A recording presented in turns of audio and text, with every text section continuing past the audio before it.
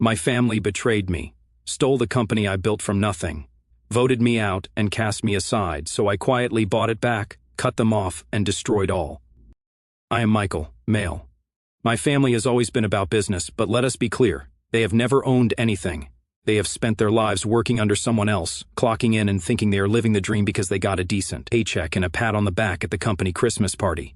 My dad, a corporate lifer. My uncle, same boat, just a fancier job title. And my brother, he was not anything special either, just another cog in the machine. Me though, I was not about to waste my life like that. I wanted something more. So after slogging through some soul-sucking jobs to save up cash, I decided to start my own thing, a startup. I had a solid idea, but what I did not have was enough money. That is when I turned to my family. I sat them down and pitched my business idea like I was on Shark Tank. I told them, if you guys help me get investors, I will give you stakes in the company. Simple, right? They were not exactly doing me a favor. They were getting a piece of the pie if it worked out. To my surprise, they actually came through. I did not think they would take me seriously at first. My dad is the kind of guy who thinks entrepreneurship is just a fancy way of saying unemployed, but they pulled some strings, called up a few people they knew, and boom, I had investors. Not just any investors either. These were the real deal, people with money and connections. I was floored. For once, I felt like my family actually believed in me. And they did not just stop at finding investors, they started getting involved in the business itself, tossing around ideas, offering advice, and even helping with some of the grunt work. I thought it was great at the time. I was like, wow, my family actually has my back. I did not see it for what it really was. The beginning of them worming their way into something they did not build. Anyway, I busted my ass getting this company off the ground. Late nights, early mornings, skipped meals. It was a grind like nothing I had ever experienced before, but it paid off. By the second year, my startup blew up. I am talking real success. Enough money to make my head spin. We were making deals left and right, and I finally felt like all my hard work was paying off. That is when my family started showing up more. At first, I did not think much of it. My dad and uncle quit their jobs to work with me full-time, and my brother did the same. I thought it was awesome. Who would not want their family involved in something so personal and important? My dad would show up to meetings pretending he was the big boss even though he did not understand half the stuff we were discussing. My uncle started acting like he was some kind of business guru because he had a background in finance. And my brother, that dude did not know anything about running a company, but he strutted around the office like he was Elon Musk or something. Looking back, there were so many red flags I should have seen, but I did not. I was too caught up in the success to notice. How could I complain? My company was thriving, and my family was finally coming together. My brother and I, who used to fight like cats and dogs over the dumbest stuff, were actually getting along. We were not arguing about whose turn it was to take out the trash or who mom loved more. We were working together. It felt like my business had healed all the old wounds between us. I was proud. Hell, I thought this was what success was supposed to feel like. But man, was I wrong. So damn wrong. I think back to all the little things I ignored, like how my family kept telling me to watch my back around my friends and employees. They would say things like, "You never know who is just trying to use you," or "Be careful with your girlfriend. She might just be here for the money." At the time, I thought they were looking out for me. Who would not trust their own family? But now, I realized they were planting seeds. They wanted me to think that the only people I could trust were them. And the worst part, I fell for it. At the time, I was not even that rich. Sure, I was doing well, but I was not rolling in cash like some billionaire. My friends and employees were not out to screw me over. They were just doing their jobs and living their lives. But my family, they were slowly positioning themselves, making sure I leaned on them for everything. The first real crack in the facade came during the pandemic. Everything went remote, and we started doing meetings online. That is when the power play started. Suddenly, my ideas were not good enough anymore. The same ideas that built the company were now being shot down left and right. My dad and uncle would gang up on me during meetings, and my brother would sit there like a smug little jerk, nodding along with whatever they said. They would suggest their own half-baked ideas, acting like they were the saviors of the company. It was exhausting. I went from loving my job to dreading it. The company I built, the place that gave me a sense of purpose, was turning into a source of anxiety and stress. And the worst part, I did not know how to stop it. My family was not just employees, they were part owners now. They had stakes in the company, and they were not afraid to use that power against me. At the time, I brushed it off thinking, it is just a rough patch, we will get through it. But deep down, I think I knew things were starting to go downhill. My family was not here to help me, they were here to take over, and I was too blind to see it. Looking back, I cannot believe how stupid I was. The signs were all there, glaringly obvious. But I ignored every single one of them because I was too wrapped up in the idea of having my family by my side. I thought, this is great. We are a team now. Yeah, a team of backstabbing vipers waiting for the perfect moment to screw me over. It started small, like most betrayals do. During our online meetings, they would interrupt me mid-sentence to offer their perspective. My dad would say stuff like, "I do not think that is the right direction for the company," as if he had a clue what the right direction even was. My uncle, Mr. Finance Genius, would constantly throw out buzzwords he barely understood, and my brother, that smug little jerk, would just sit there nodding along like their hype man, occasionally chiming in with, "Yeah, I agree with Dad." At first, I thought they were just being overly enthusiastic. I mean, they were new to this level of business, so I figured they were trying to find their footing. But the interruptions turned into challenges, and the challenges turned into outright dismissals. The ideas I brought to the table, the same ideas that had gotten the company off the ground, were suddenly outdated or not innovative enough. It was not just during meetings either. My brother started taking credit for stuff he had no hand in. We landed a big client, one I had been working on for months, and somehow he spun it like he was the one who made it happen. I let it slide because I did not want to rock the boat. It is just a small thing, I told myself. It is not worth the fight. But those small things started piling up. Then there were the constant family meetings. They would corner me after work or during lunch breaks to talk about how we should be running the company. My dad had this habit of saying, "You need to start thinking about the big picture," as if I had not been the one with the big picture to begin with. My uncle kept bringing up these ridiculous cost-cutting measures that would have gutted the team.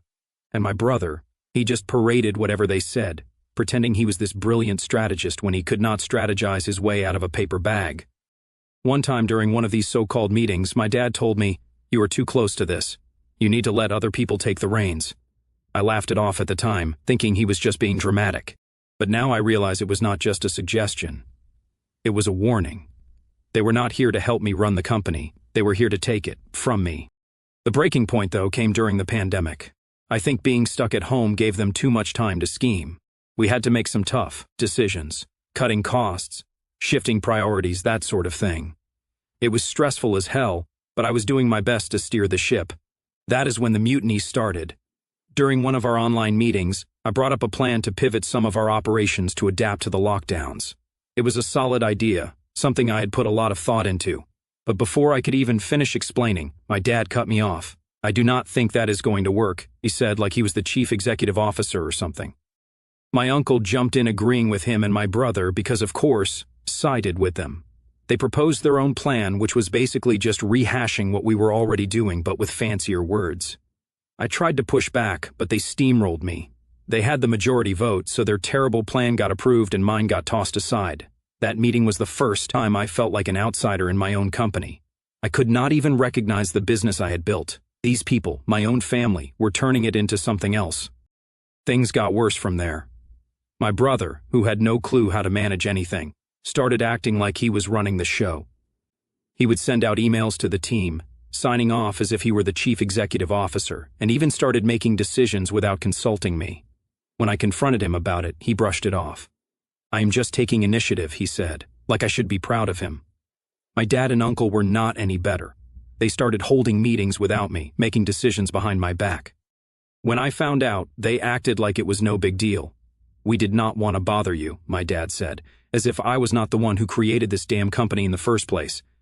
I tried to push back, but it was like talking to a brick wall. They had me outnumbered, and they knew it. Every time I brought up an issue, they would gang up on me, making me feel like I was the problem. "You are being too emotional," my uncle would say, like I was not allowed to care about the business I built from the ground up. And my brother, that little jerk, had the nerve to tell me, "Maybe you should take a step back and let us handle things for a while." The audacity of that guy still pisses me off when I think about it. By the time we hit the midpoint of the lockdowns, I was miserable. My anxiety was through the roof, and I was having panic attacks before meetings. The company I once loved felt like a prison, and my family were the wardens. I knew something had to give, but I was not ready to admit just how bad things had gotten. It was not until later that I realized what they were doing. They were not just undermining me, they were setting the stage to push me out entirely, and like an idiot, I let them. The whole situation turned into something straight out of a bad drama series. Except it was my life. The writing was on the wall for a while, but I was too wrapped up in trying to fix things to see what was coming. It all started with a mid-year meeting. I came into the meeting prepared, thinking it would be a tough but straightforward discussion. I should have known better. Right out of the gate, my uncle in all his smug glory suggested that maybe I should be on the chopping block. At first I thought it was a joke. I mean, who says that to the person who built the company from scratch? But nope, he was dead serious. He started talking about how my brother had stepped up during the pandemic and was now handling most of the responsibilities. According to him, it only made sense for my brother to officially take over my role. I was floored. My brother taking over my role. The same guy who thought profit margins were something you color-coded on a spreadsheet. The same guy who once confused gross revenue with net profit during a client presentation. You have got to be kidding me. Before I could even process what was happening, my dad chimed in. He had the audacity to suggest that I either step down voluntarily or accept a demotion. A demotion in my own company. He said it with this fake tone, like he was doing me a favor, like he was being the reasonable one in the room. We just think it is for the best, he said, as if I was some intern who had screwed up too many coffee orders. I looked around the virtual meeting, waiting for someone, anyone, to defend me. But no, my uncle nodded along like a bobblehead, and my brother, that little snake, did not even have the guts to make eye contact with the camera. He just stared at his desk, probably hoping I would not call him out. I tried to argue, but they shut me down so fast it was like they had rehearsed it. My dad started talking about how business is business, and how I needed to separate my emotions from the company's needs. My uncle backed him up, throwing in some nonsense about the greater good and how my brother was the natural leader. Now the whole thing was a setup, and I walked right into it. They voted me out just like that. My own family voted me out of my company. I did not even know what to say. I just sat there staring at the screen, trying to figure out how the hell I had let it get to this point. These were the people I trusted most in the world, and they stabbed me in the back without so much as a second thought. The rest of the meeting was a blur. They moved on like nothing had happened, talking about next steps and assigning responsibilities, my responsibilities to my brother. It was like I did not exist anymore. I logged off without saying a word. What could I say? Anything I wanted to scream at them would have just made me look even worse. After the meeting, I sat in my office for hours, staring at the wall. I could not believe it. My family, my own flesh and blood, had just kicked me out of the company I built with my blood, sweat, and tears. I felt like an idiot forever trusting them. All those late nights, all the sacrifices, all the times I went above and beyond to make sure the company succeeded, it did not mean anything to them. They saw an opportunity to take over, and they took it. I spent the next few days and a day trying to figure out what to do. Part of me wanted to fight back, to lawyer up and sue their asses into oblivion. But the other part of me, the part that was tired, broken, and just plain done, wanted to walk away. The thought of going back to that toxic environment made my skin crawl. I knew I would not survive another day in that hellhole. In the end, I chose to resign. Maybe it was the coward's way out, but I could not do it anymore. I could not keep pretending like everything was fine when it was tearing me apart inside. So, I wrote up my resignation letter, sent it off, and that was that. I was officially out. Leaving the company was like ripping off a scab that had not fully healed. It stung like hell, but there was a strange sense of relief, too. I was free from the backstabbing and manipulation, but I was also out on my own with nothing but my savings and a bruised ego. It was not exactly a movie moment where the hero walks off into the sunset with a triumphant grin. No, it was more like walking into a storm, clutching a broken umbrella, and hoping to make it out alive. The first few months after resigning were rough. I had to move out of my cushy apartment and into a much smaller place to cut costs. Selling my car was next, which felt like another punch to the gut. That car was one of the few luxuries I had allowed myself after years of grinding, but it had to go. My pride was not going to pay the bills. Starting over was not just about finances, though. It was about finding a way to rebuild my confidence. I spent weeks spiraling, questioning everything. Was I even capable of building another business, or was my family right? Was I just lucky the first time? I hated that their voices were still in my head, even after I had cut them out of my life. Eventually, I got tired of feeling sorry for myself. One morning, I woke up, looked around my tiny apartment, and thought, this is not it. This cannot be where my story ends. That is when I decided to stop sulking and start working. I did not know what the hell my next move was going to be, but I knew I had to make one. I started brainstorming ideas for a new business, something completely different from what I had done before. I did not want anything that reminded me of the old company or the people who ruined it for me. It had to be mine, something I could pour myself into without anyone else's fingerprints on it. The first few ideas were trash, half-baked concepts that would not have made it past the planning phase. But eventually, I landed on something that felt right. I will not get into the specifics, but let us just say it was an industry I was passionate about, and one I knew I could excel in. The problem, I did not have the kind of cash I had when I started my first company. Back then, I had investors and family support. Now, it was just me, my savings, and a few favors I could call in. It was terrifying, but at the same time, it was exhilarating. For the first time in years, I felt like I was in control of my own destiny. No one else was pulling the strings. Building the new business was a grind, even harder than the first time. I was working 12 to 14-hour days, juggling a million tasks at once. Some days I did not even know if I would have enough money to make it to the next week. I lived off ramen and instant coffee, the kind of diet that screams broke entrepreneur. But I did not care. Every small step forward felt like a victory. The loneliness was the hardest part. My family was gone, blocked on every platform I could think of. They did not deserve access to my life anymore. I cut ties with anyone who even remotely reminded me of them, which meant my social circle got a lot smaller. The only person who stuck around was my wife. She was my rock, the one person who believed in me even when I did not believe in myself. If it were not for her, I do not think I would have made it through those first few months. About 1 year in, things finally started turning around. The new business began to take shape, and by some miracle, it started generating revenue. It was not much at first, just enough to keep the lights on, but it was a start, and that was all I needed.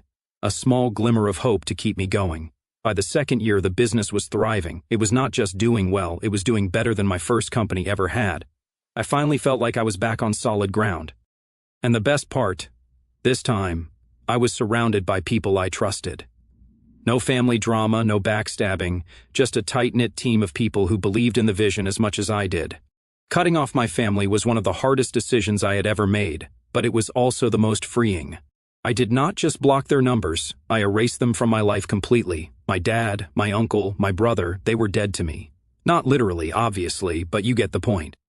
These were people who had no problem screwing me over when it suited them.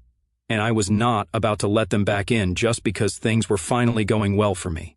At first, I did not even think about them. I was so focused on rebuilding my life that they did not cross my mind. But every now and then, a memory would creep in. A moment from before things went to hell. I would remember the good times, like when my brother and I used to play video games together, or when my dad gave me advice about life. Those memories made it harder to stay angry, but then I would remind myself of what they did. They did not just betray me, they betrayed everything we were supposed to stand for as a family. And that is not something you just forgive and forget. Then came the shocker. I found out my old company was tanking. A mutual friend who used to work there gave me the rundown. After I left, my family basically stopped giving a damn. My dad, my uncle, and my brother treated it like their personal automated teller machine, draining money to buy luxury cars and other crap they did not need. Meanwhile, they let the actual business fall apart. Employees started leaving in droves. Clients jumped ship, and the company that I built from nothing was circling the drain. Hearing that pissed me off more than I thought it would. I had worked my ass off to make that company a success, and they destroyed it in less than 2 years. Part of me wanted to gloat, to laugh at their failure, but another part of me just felt sad. Not for them, obviously. They deserved whatever was coming to them, but for the company. It did not deserve to go down like that. By the time I heard about their mess, I was already too far gone emotionally to care. My focus was on my new business, my new life, and the people who actually gave a damn about me. As far as I was concerned, my family could sink with the ship they had stolen from me. I was finally in a good place. My new business was thriving, my personal life felt stable, and I had moved on, or at least I thought I had. But of course, life has a way of dragging you back into the mess you thought you had escaped. And surprise, surprise, the mess came in the form of my brother. It all started when I was reviewing resumes for a senior position in my company. I had worked my ass off to build a solid team, and now we were growing fast enough to start filling higher-level roles. I was scrolling through the shortlisted candidates when I saw his name, my brother. Seeing his name on that list was like getting sucker punched. My first reaction was to laugh. Like, what the hell was this guy doing applying for a job? Did not he still have my old company to play pretend chief executive officer with? But the more I thought about it, the more curious I got. Something did not add up. There was no way he would be applying for a job unless things had really gone to hell. I decided to schedule the interview, not because I wanted to hire him, but because I needed answers. The day of the interview, he walked into my office looking like a ghost of his former self. He had aged at least 10 years in the span of 2. His suit was wrinkled, his hair was a mess, and he had this defeated look on his face, like life had beaten him into submission. For a second, just a second, I felt bad for him. But then I remembered everything he did to me, and any sympathy I had disappeared. He froze when he saw me sitting behind the desk. His jaw tightened and I could see the panic in his eyes, but he tried to play it cool. "Michael," he said, forcing a smile. "I did not know this was your company. Small world." "Small world," I said, keeping my tone neutral. "Let us get started, shall we?" The interview was awkward, painfully so. He stumbled over basic questions and gave vague, half-assed answers about his experience. It was obvious he was not qualified for the job, not even close. But I let him dig his own grave. I stayed professional, taking notes and nodding along, even though my brain was screaming, "Are you serious right now?" By the time we wrapped up, I had made up my mind. There was no way in hell I was hiring him. As he stood to leave, I hit him with the same line he had thrown at me during that fateful meeting years ago. "I think your contributions would be better suited to a lower-level role. You might want to consider applying for something more appropriate." The look on his face was priceless. He went from shocked to pissed in about 2 seconds flat. "Are you kidding me?" he snapped. "This is unprofessional as hell. You are letting your personal feelings cloud your judgment." I leaned back in my chair, trying not to laugh. "You are free to leave if you do not like it," I said, echoing his own words from all those years ago. And just like that, he stormed out, slamming the door behind him. I thought that was the end of it. But of course, it was not. Within hours, my phone started blowing up. Texts, calls, voicemails, all from my family. My dad accused me of sabotaging my brother's career out of spite. My uncle went on a rant about how I was disrespecting the family. Even my mom, who had been mostly silent throughout this whole ordeal, chimed in, begging me to be the bigger person and give my brother another chance. The cherry on top, my wife. She had always been supportive of me, but even she started questioning my decision. "Maybe you should reconsider," she said one night. "He has a family to support." "Kids, Michael. Think about the kids." I wanted to scream. Why was everyone acting like this was my problem? My brother had made his bed, and now he had to lie in it. He did not care about me when he was voting me out of my own company, so why the hell should I care about him now? But the guilt started creeping in. As much as I hated to admit it, I could not shake the image of him sitting in my office looking like a broken man. Was I being petty? Was I letting my anger get the best of me? I did not know anymore. A few days later, I got a call from a mutual friend who used to work at my old company. He filled in the blanks for me, and holy hell, it was worse than I thought. Apparently, after I left, my family treated the business like their personal piggy bank. They bought luxury cars, threw lavish parties, and basically acted like royalty. Meanwhile, the actual business was falling apart. Clients were leaving, employees were quitting, and the company was hemorrhaging money. By the time the pandemic ended, it was a complete disaster. They thought the company would run itself, my friend said. They did not realize how much work you were actually doing. Hearing that felt like a twisted kind of validation. I was not crazy. I was not imagining things. My family had been riding my coattails all along. Without me, they were nothing. But the validation did not make the situation any less messy. Now I had a decision to make. Part of me wanted to swoop in and buy the company back. It was still salvageable according to my friend, but only if it was under new management. And by new management I mean anyone but my dad, uncle, or brother. I would have to cut them out completely, which would not be easy. They would fight me every step of the way. But honestly, I was ready for it. The other part of me wanted to walk away and let them burn. They made their bed, and now they could deal with the consequences. Why should I step in and save them from their own stupidity? In the end, I decided to meet with them. Not because I wanted to reconcile, but because I wanted closure. I needed to tell them face to face that they were out, and I was taking back what was mine. No more games, no more manipulation. Just the cold, hard truth. When I walked into that meeting, they looked desperate. My dad tried to play it cool, but I could see the panic in his eyes. My uncle was fidgeting, and my brother would not even look at me. They knew they were screwed. "I will buy the company," I said, cutting straight to the point. But under one condition, you are all out. No stakes, no positions, nothing. You walk away with the cash and that is it. They argued, of course. My dad said it was unfair. My uncle claimed he deserved a role. And my brother, well, he just sat there sulking. But in the end, they caved. They needed the money more than they needed the pride. Walking out of that meeting felt damn good. For the first time in years, I felt like I had won. I took back what was mine, and I did it on my terms. My family can keep their guilt trips and their sob stories. I am done with them.